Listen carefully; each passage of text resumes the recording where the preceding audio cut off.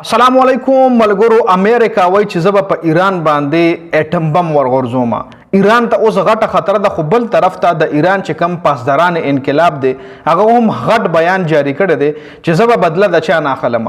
بل ډونالډ ټرمپ د ایران حوالې سره یو ځل بیا داسې ټویټ کړی دی. د ډونالډ ټرمپ ټویټ همیشه د ډونالډ ټرمپ انټرویو یا پریس کانفرنس یا ټویټ هغه همیشه سخت الفاظو کې وي د ایران حوالې سره، چې په هغې هم خبره کوو روس چې کوم دی د ایران دپاره میدان ته راوتلی دی. ایران ته یو سپیشل جهاز هم لیږلی دی د څه دپاره، په هغې هم ډیټیل سره خبره کوو. ډېر اهم اپډیټ سي ویډیو خپل هم مکمل وګورئ او مخکې ملګرو سره ضرور شریک کړئ. په ایران باندې اوس د اټم بم حمله ده. امریکا چې کومې خبرې کوي، کومې دمکیانې کوي، لکه ډونالډ ټرمپ ریسنټلی بیان جاری کړی چې ایران ناسور دی او د دنیا د نقشې نه ختمول غواړي. نو ایران ته د اټم بم خطر ده د امریکا نه. ایران سره خپل ډیفنس سیستم اکټیو دی، خو اټم بم دومره په اسانه باندې امریکا په ایران نشي غورځولی.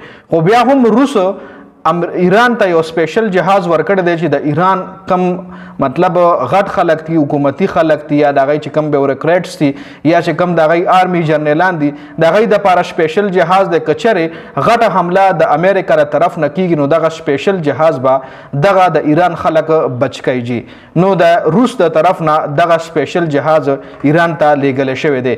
خو بل طرف ته د ایران د طرف نه د ایران پاسداران انقلاب د طرف نه هم یو غټ بیان جاری شوی دی. ایران پاسداران انقلاب د ایران چې کوم آرمی ده یا د ایران چې کوم ګورنمنټ دی هغوی دا بیان جاری کړی دی.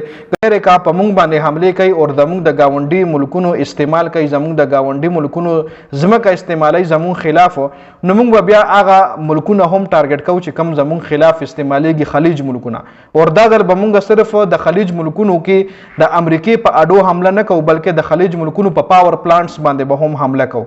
که د بجلی پاور پلانټ دی، که د تیلو دی، که د سم دی، نو موږ به بیا دغه ملکونو ته هم ښه اچھا خاصا نقصان ورکو.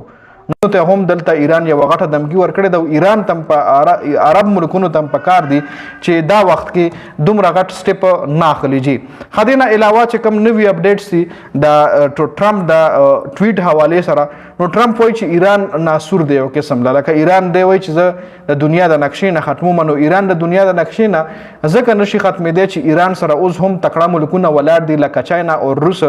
ایران سره هم ولاړ دي. جی روس او چاینا چې کوم دی بیک سټیج یعنی آف کیمرا هم ایران سره مرسته کوي. او ایران چې کوم دی هم وایي چې موږ مکمل تیار یو، زموږ ته په ټریګر پرته ده. که امریکا یو حمله کوي موږ به 10 حملې کوو، امریکایي 1000 میزایل راولي موږ به 2000 میزایل ورلو. نو ایران چې کوم دی هم خو مکمل سټرایکینګ موډ کې دی.